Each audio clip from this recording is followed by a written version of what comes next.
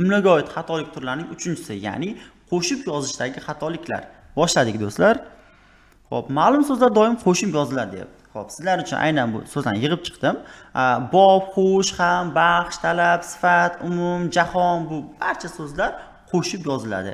Aynan mana shu so'zlar, ya'ni eslab qolinglar do'stlar, hech qachon yodingizdan chiqarmang.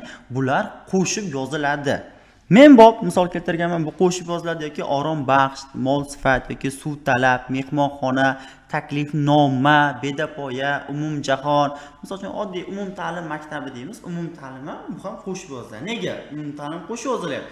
Chunki yonida umum so'zi borligi uchun. Bularni yodlab olamiz. Yana bir bor takrorlayman.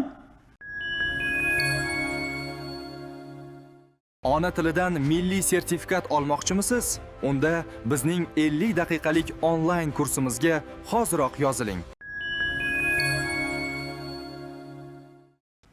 Ar va mas, ya'ni ar bu o'zi aslida tasdiq shakli bo'lsa, mas uning inkor shakli. Masalan, oqar daryo, oqmas daryo, shuni inkor shaklida mas. Endi ar va mas bu ot va sifatlarga qo'shilganda, ya'ni shular yasaganda ular qo'shib yoziladi. Masalan, ot boqar. Nega ot boqar qo'shib yozilyapti? Sabab ot boqarda ar qo'shimchasi bor. Shuning uchun ot boqar qo'shib yozilyapti. Yoki ish yoqmas so'zini oladigan bo'lsak, ish bilan yoqmoq bu o'zi ikkita so'z bo'lishi kerak, ajratib yozilishi kerak. Ish yoqmas qo'shilishiga asosiy sabab mas o'sha arning inkor shakli borligi. Xushqo'nmas bu ham xuddi shunday. O'rin bosar. Nega o'rin bosar qo'shib yozilyapti? O'rin va bosmoq bo'yicha ikkita so'z, to'g'rimi? O'rin bosar bo'lib, ar borligi uchun qo'shib yozilyapti. Yoki muz yorar so'zini oladigan bo'lsak, muz yor muz yo muzni yormoq o'zi ikkita so'z bu. Ajratib yozilishi kerak. Muz yorar qo'shib yozilishiga asosiy sabab ar qo'shimchasi borligi. Ar va mas do'stlar eslab qolamiz. Xo'p, takrorlangan taqlid yoki undov so'zlar. Takrorlangan taqlid yoki undov so'zlar. Xo'p, qah-qah so'zni oladigan bo'lsak, bu chiziqcha bilan yoziladi, to'g'rimi? Endi bunga biz so'z yasovchi, ot yasovchi qo'shimchani qo'shsak, qah-qaha bo'ldi, u chiziqcha yo'q do'stlar. Sizga qanaqa shaklda berib qo'yish mumkin? Milliy sertifikat testlarida yoki attestatsiyaga aynan qah-qahani so'z yasaydida chiziqcha qo'yib qo'yadi do'stlar. Qah-qaha qo'yadi, qah chiziqcha qaha. Qo'shilgan so'z yasovchi bor, lekin qo'shib qo'yadi. O'sha bo'ldi xato. Siz chiziqcha bo'ladi deb o'ylaysizda, u yerda so'z yasovchi qo'shimcha hisobga olmaysiz. Yodingizdan chiqarmang. So'z yasovchi mi yoki boshqa so'z yasovchimi keldimi, u qo'shib yoziladi, takror so'zlar. Lekin g'ij-g'ij so'zi olingan. G'ij-g'ij, bu chiziqcha bilan yoziladi, lekin fe'l yasovchi la qo'shilsa, g'ij-g'ijlamoq bo'ldimi, u yerda chiziqcha yo'qoladi va ular qo'shib yoziladi. Keyingi so'zim hay-hay. Haqiqatan bu ham chiziqcha, lekin la fe'l yasovchi qo'shildimi, bo'ldi, hay-haylamoq chiziqcha yo'qolib ketadi. Juda ko'pchilik tilchilar shu joyda xato qiladi. E'tiborli bo'lib eslab qolamiz. Voy-voy, haqiqatan bu voy-voy bu nima bo'ladi? Chiziqcha qo'yib yozilishi kerak. Voy-voylar bo'ldimi, nima bo'ladi do'stlar? Albatta bu qo'shib yoziladi. Nega qo'shib yoziladi? Chunki fe'l yasovchi qo'shimchasi bor, la qo'shimchasi bor. Qiyoslash va o'xshatish. Shunday holatlarda ham qo'shib yozilar ekan. Bir narsa boshqa narsaga o'xshatilsa yoki qiyoslansa. Do'stlar, bu qoida. Har doim men qoidadan chetlashaman. Chunki qoida yodda biror narsa erishib bo'lmaydi. Uni tushunib olish kerak. Qiyoslansa yoki o'xshatilsa deyapti. Birinchisi dev qomat. Dev qomat nega qo'shib yozilyapti? Chunki qomati devga o'xshatilyapti-da uni. Shuning uchun qo'shib yozilyapti. Yoki bu yerda sher yurak bo'lsa, ya'ni qo'rqmaydigan so'la kino ham bor, sher yurak degan. Sher yurak nega qo'shib yozilyapti? U sher yurak, yuragi sher deya ma'nosida borligi uchun u qo'shib yozilyapti. Bodom qovoq, ya'ni odatda bu qizlarimizga yoki ayollarimizga nisbatan ishlatiladi. Bodom qovoq qiz deb. Bodom qovoq deganda u aynan o'sha qovoqlari bodomga o'xshatilganligi uchun bodom qovoq deyilyapti. Shuning uchun nima bo'ladi? Qo'shib yoziladi. Xo'p, qo'zi qorin. Nega qo'zi qorin? Aynan u qo'zi qorin, o'sha qo'zi qorin ikkalasi qiyoslab o'xshatilyapti. Shuning uchun bu qo'shib yozilyapti do'stlar. Aynan bu so'zlar, nega bu so'zlarni oldim? Aynan shu so'zlar Davlat test markazi DTMda ham tushgan, milliy sertifikatda ham tushgan. Shuning uchun aynan bu so'zlarni yig'ib olingan do'stlar. Keyingisiga o'tamiz. Xususiyatiga ko'ra deyilyapti. tabiiy xususiyatiga ko'ra deyapti. Masalan, yer yong'oq. Bu qo'shvozlar nega? O'sha yerda o'sganligi uchun. 8 oyoq, tabiiy xususiyati 8 ta oyog'i borligi uchun yoki 40 oyoq, buni ham 40 ta. Bu xullas tabiiy xususiyatida do'stlar, 40 bo'g'im, haqiqatan 40 ta bo'g'im bor, shuning uchun 40 bo'g'im nomlanyapti. Ya'ni nimasiga ko'ra ekan? Tabiiy xususiyatiga ko'ra. O'simlik va hayvonlar, asal ari. Nega asal ari qo'shib yoziladi? Chunki asal yig'ishga mo'ljallangan arida, u arin turlari ko'p-ku. Asal ari qo'shib yoziladi. Tog' ichkisi ham, olma qoqi, bu ham lavozim unvonlar. Mingboshi ham qo'shib yozilar ekan. Chunki mingboshi avval 100 boshi, mingboshi, 50 boshi degan lavozimlar bo'lgan. Tarix o'quvchilar biladi buni odatda. Ular qo'shib yozilgan. Masalan, tarix o'qiganimizda bu O'zbekiston tarixlarida keltiriladi. Mingboshi qo'shib yozilishiga asosan 1000 tadan boshi bo'lgani uchun mingboshi, 100 boshi, 100 ta boshi. Xo'p, keyingi slaytimizga o'tamiz. Mo'ljallangan va moslashtirilgan narsalar. Bular ham qo'shib yozilar ekan. Aynan misol keltirganman, qo'l soat. Nega qo'l soat qo'shib yoziladi? Chunki do'stlar, soat turlari ko'p. Aynan o'sha qo'lga moslanganlik uchun qo'l soat bo'ladi do'stlar.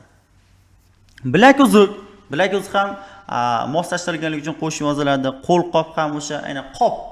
Nega aynan qo'lqop qo'shib yozilyapti degan savol kelsa, yana chunki qopning turlari ko'p-da. Masalan, undi qopi bo'lishi mumkin, boshqa narsaning qopi bo'lishi mumkin. Aynan qo'lga moslanganligi uchun qo'lqop bo'lyapti do'stlar. Maxsus turlari deyilyapti. Kirsovun yoki nosqovoq yoki oshqovoq. Aynan sizga bittasini misol qilib tushuntirib ketaman. Kirsovun nega? Sovun turli xil turlari bo'lsa, aynan kir deyilishiga, kir sovun qo'shib yozilishiga, ya'ni kirga mo'ljallangan sovun kir sovun bo'ladi. Xo'p, mossa va qurilmalar deyapti. Kir mashina. Xo'p, kir mashinaga izohlab beradigan bo'lsam, kir mashina. Xo'p, do'stlar, mashinaning turlari ko'p. Yengil mashina bor, og'ir mashina bor, turli xil mashinalar bor. Aynan kir mashina deyilishiga sabab o'sha kir yuvishga moslanganligi uchun bu kir mashinasi deyilgan va shuning uchun qo'shib yozilgan. Marosim va ertak nomlari: kelin tushdi, qor yog'di, urto'qmoq, ochil dasturxon. Biz yoshlikda multfilmda ko'rganmiz. Ochil dasturxon bo'lgan, turli xil ovqatlar chiqargan. Urto'qmoq aytishadi, ustoz, urto'qmoq so'zi videolarda ko'rganman, multfilmda ko'rganman. Ajratib yozib qo'yadi-ku deyshadi. Yo'q do'stlar, urto'qmoq qo'shib yoziladi. Nega? Chunki o'sha marosim nomlari bo'lganligi uchun. Ochil dasturxon ham xuddi shunday, eslab qolamiz. Joy nomlari bilan qo'llaniladigan so'zlar deyapti. Buni har doim birinchi darsim kelgan o'quvchilarimga aytaman. Oldi, orti, bo'yi. 3 ta so'z. Nega qani e'tibor beramiz qoidada? Joy nomlari deyilyapti. Joy nomlariga qo'shilgandagina bular qo'shib yoziladi. Oldi, orti, bo'yi doim qo'shib yozilar ekan degan qarash bu xato. Aynan takrorlayman. Joy nomlariga qo'shilsa, oldi, orti, bo'yi qo'shib yoziladi. Masalan, Kavkaz so'zi bo'ldi, do'stlar. Kavkaz. Bu bitta joy nomi, to'g'rimi? Aynan atab qo'yilgan joy nomi. Endi Kavkazga ortini qo'ysak, Kavkaz orti. Odatda buni tarix o'quvchilari ham juda ko'p ko'z tushgan Kavkaz orti yoki Boltiq bo'yi. Boltiq bo'yini oladigan bo'lsak, bu ham qo'shib yoziladi. Xo'p, adashmasam shu Boltiq bo'yi davlatlari Latviya, Litva, Estoniya kirardi. Xo'p, keyingisiga o'tamiz. Boshqa muhim qoidalar debdi. Bu yerda biz bilib olishimiz kerak bo'lgan so'zlar biroz, birpas, birvarakaga, birato'la, birmuncha so'zlar qo'shib yoziladi. O'zimiz uchun bilib qo'yamiz. Nega aynan bu so'zlar? Chunki bu so'zlar o'sha milliy sertifikatga tushgan so'zlar. Endi ma va ba. Endi ma va bani bitta tushuntirib ketaman, keyin bu qoidani tushuntiraman. Ma va ba keldimi, o'zi odatda chiziqcha qo'yib yoziladi. Masalan, uyma, uy. Chiziqcha qayerda qo'yiladi? Uyma, qarang, uyma chiziqcha uy bo'ladi. Madan keyin chiziqcha qo'yilar ekan, eslab qolamiz. Takrorlayman. Uyma chiziqcha uy bo'lar ekan. Xo'p, rang-barang qanaqa bo'ladi? Rang chiziqcha barang bo'ladi. Xo'p, milliy sertifikat qanaqa xatoliklar? Aynan shu xatoliklarni ko'rganman. Testda ham, milliy sertifikatda ham har doim ko'rganimda, aynan shu rang-barangga oid bunday xatolik qilganda. Rang ba qilganda bitta chiziqcha qo'yib rang qilib qo'yibdi. Men nima dedim bundan oldin? Rang chiziqcha barang bo'ladi dedim. U nima qilyapti? Rang ba qilyapti-da, ba'dan keyin chiziqcha qo'yapti. O'z aslida qonun qoida bo'yicha ba'dan oldin qo'yilgan bo'lishi kerak. Shu joyga e'tiborli bo'lamiz. Endi qoida nima deyapti? Takror so'zlardagi qo'shimchasi qo'shilsa deyapti, ma yoki ba o'zi takror so'zni hosil qiladi. Shunda chiziqcha yo'qoladi deyapti. Ya'ni bu yerda rang baranglikni keltiryapman. Rang barang bo'lsa edi, chiziqcha bo'lardi. So'z yasovchilik borligi uchun rang baranglik qo'shib yoziladi do'stlar. Xo'p, izofali birikma, izofa qo'shimchasi. Juda ko'p kishi qiynaladigan hozir ikkita so'z aytaman. Juda ko'p tilchilar ham qiynaladi. O'zim ham buni yodlashga harakat qilganman. Keyinchalik buni qoidasi bor ekan, o'sha qoida asosida tushunib oldim, umuman esimdan chiqmaydi. Inshaalloh sizlaringiz eslaringizdan chiqmaydi. Xo'p, izofali birikma, ya'ni nuqtai nazar so'zini olamiz do'stlar. Xo'p, savol sizga. Nuqtai nazarda nuqta i bo'ladimi yoki y bo'ladimi? Nuqtai nazarda y mi yoki i mi? Hozir kimlar y deydi, kimlar i deydi. Xo'p, men nuqta y va i deyman. Xo'p, nega? Chunki inson ongiga nega degan savolni berib, o'shani tasdiqlatib olsa, hech qachon esdan chiqmaydi-da bu. Nuqtai nazar nega y i bo'ldi? Sababi nuqta so'zi oxiri a, ya'ni unli bilan tugadi. Unli bilan tugasa, y i shaklda qo'shiladi. Takrorlayman. Nuqtai nazar nega y va i qo'shilyapti? I emas, nuqta i bo'lmayapti.